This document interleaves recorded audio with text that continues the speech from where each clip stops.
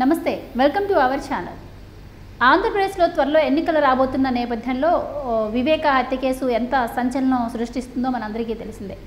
అది కాకుండా ఇప్పటికే జగన్ ఇద్దరు చెల్లెలు ప్రచారం ఎఫెక్ట్ కూడా వైసీపీ మీద బాగానే పడ్డట్టు కనిపిస్తోంది. ఇక దస్తగిరి వేసినటువంటి అవినాష్ బెయిల్ రద్దు పిటిషన్ కూడా రేపు 15వ తారీఖు విచారణకు రానున్న నేపథ్యంలో మరి ఆయన అరెస్టు జరిగే అవకాశాలు ఉన్నాయి. ఆయన అరెస్టు కోసం కేంద్రం నుంచి బలగాలు కూడా రాబోతున్నాయని వార్తలు అయితే వస్తున్నాయి. మరి రేపు 15న ఏం జరగబోతుంది? ఒకవేళ అవినాష్ రెడ్డి అరెస్టే కనుక జరిగితే ఆంధ్రప్రదేశ్లో పరిస్థితులు ఎలా మారబోతున్నాయి?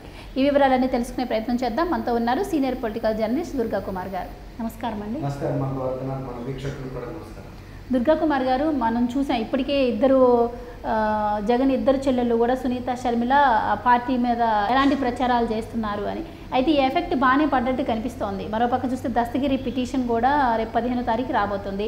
గతంలో మనం చూసాం సిబిఐ అరెస్ట్ చేయడానికి వస్తే ఎంత నాటకీయ పరిణామాల మధ్య అవినాష్ రెడ్డి దాన్ని స్టాప్ చేశారు అని. మరి ఈసారి ఇంకా సిబిఐ వల్ల కూడా కాదని చెప్పి కేంద్ర బలగాలే రాబోతున్నాయని వార్తలు వస్తున్నాయి. సో ఆయన అరెస్టే జరిగితే ఎలా ఉండబోతుందంటారు ఆంధ్రప్రదేశ్లో? మీరు అన్నట్టు వివేకానంద రెడ్డి గారి హత్య 2019లో జరిగినప్పటికీ కూడా 2024 ఎలక్షన్లకు కూడా ప్రకంపనలు సృష్టిస్తూ ఉంది. నిజానికి ఒక రకంగా చెప్పాలంటే ఈ 2024 మేలో జరిగే ఈ ఎన్నికలు, శాసనసభ ఎన్నికలు కానీ పార్లమెంట్ ఎన్నికలు, సార్వత్రిక ఎన్నికలు ఆంధ్రప్రదేశ్కి సంబంధించినంతవరకు ఏ విధానం మీద లేకపోతే ఇతర అంశాల మీద జరగటంలా కేవలం వివేకానంద రెడ్డి గారి హత్యనే కేంద్ర బిందువుగా జరుగుతుంది. దీనికి కారణం కూడా ముఖ్యమంత్రి గారే. ఆయన బస్సు యాత్ర ప్రారంభించడానికి పెద్ద ఎత్తున తరలి వెళ్ళి అక్కడ ఇడుపులపాయ అక్కడ ఆయన లేవనెత్తిన అంశం వివేకానంద రెడ్డి గారి హత్య కేసునే కేంద్ర బిందువుగా ఎత్తాడు. దానికి తోడు ఈ హత్య కేసులో 8వ ముద్దాయిగా ఉన్న అవినాష్ రెడ్డి గారికి మళ్ళీ అక్కడ టికెట్ ఇచ్చాడు. అది కుటుంబంలో కూడా తీవ్ర వ్యతిరేకతను రేపింది. రాష్ట్ర ప్రజల్లో కూడా ఒకంత ఆశ్చర్యం, ఒకంత విస్మయం కలిగించింది. తర్వాత మీరు అన్నట్టు ఇతను దస్తగిరి వేసిన పిటిషన్ మీద కూడా తెలంగాణ హైకోర్టు కొంచెం అసాధారణమైనటువంటి స్పందన వెలిబుచ్చింది. ఎలా అంటే అసలు ఇతను పిటిషన్ వేసినప్పుడు డైరెక్ట్గా సిబిఐని ఒకటే క్వశ్చన్ అడిగింది. దస్తగిరి అవినాష్ రెడ్డి బెయిల్ని రద్దు చేయమని అడుగుతున్నాడు, ఈయనకి ప్రాణహాని ఉందన్నాడు, అది వాస్తవం అని అడిగింది. 100% వాస్తవం అని చెప్పింది సిబిఐ. అదే కాకుండా అతను జైల్లో ఉన్నప్పుడు కూడా చైతన్య రెడ్డి ఒక ముద్దాయి కొడుకు కూడా అక్కడికి వెళ్ళి డాక్టర్ రూపంలో ఆయనకి 20 కోట్ల రూపాయల లంచం ఏవో చూపాడు. తర్వాత అతన్ని రామ్ సింగ్కిను వ్యతిరేకంగాను వీళ్ళకి ఫర్గా సాక్ష్యం చెప్పమన్నాడు అఫిడవిట్ రూపంలోను. దానికి అతను వ్యతిరేకించాడు. తర్వాత దస్తగిరి భార్య మీద కూడా అక్కడ కార్పొరేట్ కౌన్సిలర్ ఇంటికి వెళ్ళి బెదిరించాడు. ఇతని తండ్రి మీద కూడా అటాక్ జరిగిన మాట వాస్తవం అని చెప్పింది. అప్పుడు మీరు సిబిఐ దర్యాప్తు సంస్థగా మీరు వెళ్ళాలి కదా, ఈ బెయిల్ రద్దు చేయమని మీరు ఎందుకు వెళ్ళలేదంటే అప్పుడు సునీతారెడ్డి గారు సుప్రీంకోర్టుకి వెళ్ళారండి అన్నారు. అయితే మేము కూడా అక్కడ ఇంప్లీడ్ అయ్యి మేము ఆల్రెడీ రిటర్న్ సబ్మిషన్స్ ఇచ్చేసాము, ఆయన బెయిల్ రద్దు చేయమని. అయితే ఈ సందర్భంగా మీరు అన్నట్టు ఒకటి గుర్తు చేసుకోవాల్సింది ఏంటంటే, గతంలో సిబిఐ అరెస్ట్ చేయడానికి కర్నూలు వెళ్ళినప్పుడు ఈ అవినాష్ రెడ్డి గారు వాళ్ళ తల్లిని అక్కడ ఏదో ట్రీట్మెంట్ ఇస్తున్నట్టుగా వాళ్ళ బంధువులకు చెందిన హాస్పిటల్లో ఆ మొత్తం సాయుధ వ్యక్తుల్ని మొత్తం మోహరించాడు. అక్కడ కర్నూలు ఎస్పీ సహకరించాలి సిబిఐకి. అరెస్ట్ చేసి తీసుకెళ్తామంటే ఇక్కడ శాంతి భద్రతలో సమస్య ఏర్పడితే నా బాధ్యత కాదన్నాడు. అది చాలా తీవ్రమైన అంశం. శాంతి భద్రతలు ఒక అవినాష్ రెడ్డి లాంటి ఒక హత్య కేసులో ముద్దాయిని తీసుకెళ్తేనే అతను కనుక కంట్రోల్ చేయలేకపోతే ఎస్పీ ఎందుకు, పోలీస్ బలగాలు ఎందుకు? ఇది 15వ తారీఖున రేపు వాయిదా ఉంది. ఆల్రెడీ హింట్ ఇచ్చింది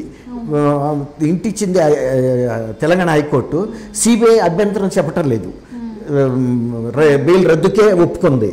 కాబట్టి ఇక్కడ పెద్ద ఇష్యూ ఏం లేదు. ఇక రేపు వాయిదా టైంలో బెయిల్ రద్దు చేయగానే వెంటనే అరెస్ట్ ప్రొసీజర్ మొదలవుతుంది.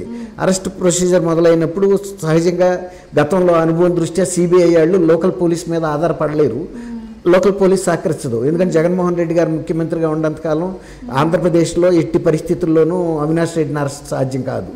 కాబట్టి వాళ్ళు స్పెషల్ సిబిఐ కేంద్ర బలగాల్ని ఇప్పుడు ఎక్కడైతే అవినాష్ రెడ్డి గారు ఉంటాడో ఆ ప్రాంతానికి కేంద్ర బలగాలు డైరెక్ట్గా తెప్పించుకుని సిబిఐ వాళ్ళు వెళ్ళి అట్లా అరెస్ట్ చేసే అవకాశం ఉంది. గతంలో అసలు ఎప్పుడు సిబిఐ వాళ్ళు ఒక నేరస్తుడిని అరెస్ట్ చేయడానికి వెళ్ళి ముద్దాయిని వెనక్కి తిరిగి వెళ్ళిపోయే సందర్భం ఉండదు. ఎందుకంటే దేశంలో అత్యంత శక్తివంతమైన దర్యాప్తు సంస్థ.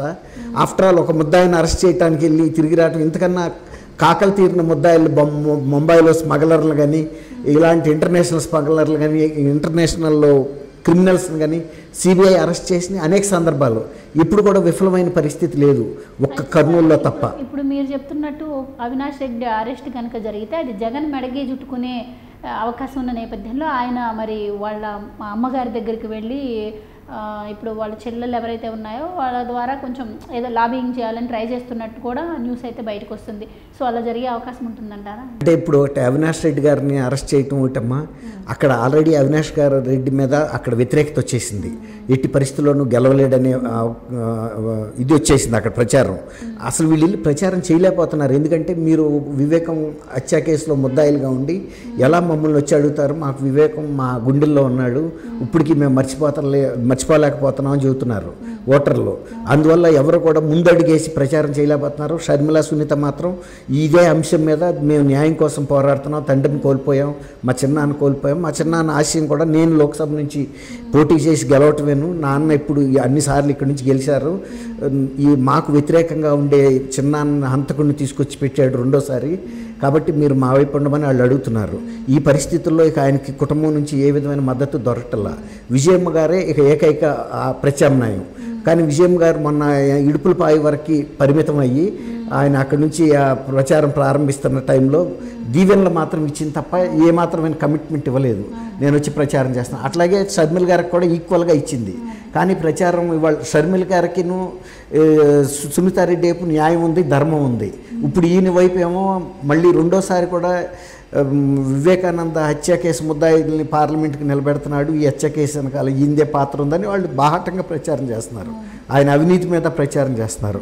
కాబట్టి ఈయనకి ఏకైక మిగిలిన ప్రత్యామ్నాయం విజయమ్మ గారు. కాబట్టి విజయమ్మ గారి దగ్గరికి రాయబారం పంపుతున్నట్టుగా మనకి చెబుతున్నారు. కనీసం నువ్వన్నా నా వైపు ఉంటే నైతికంగా నేను తిరగలుగుతానమ్మా అని చెబుతున్నాను. కానీ విజయమ్మ గారు మాత్రం ఇందులో ప్రచారంలో పాల్గొంటారని మనం అనుకోలేము. ఎందుకంటే విజయమ్మ గారు గతంలో ప్రజలకు ఇచ్చిన హామీలో ఏమాత్రం కూడా నిలుపుకోలేకపోయింది. ఆమె కొడుకు కూడా ప్రవర్తన లేదు. తర్వాత తెలంగాణలో ఆమె బహిరంగంగా కూడా చెప్పింది, జగన్ పరిపాలన గురించి నేను వ్యాఖ్యానించడం తగదు అని అనవసరం అన్నట్టు చెప్పింది. అంటే అతను ఫిట్ ఫర్ నథింగ్ అన్నట్టు చెప్పింది. ఈ సందర్భంలో మళ్ళీ ఆమె ఆయన తరపున వచ్చి ప్రచారం చేస్తుందని అయితే మనం అనుకోలేము. థ్యాంక్ యూ అమ్మ గౌరవ మన వీక్షకులు.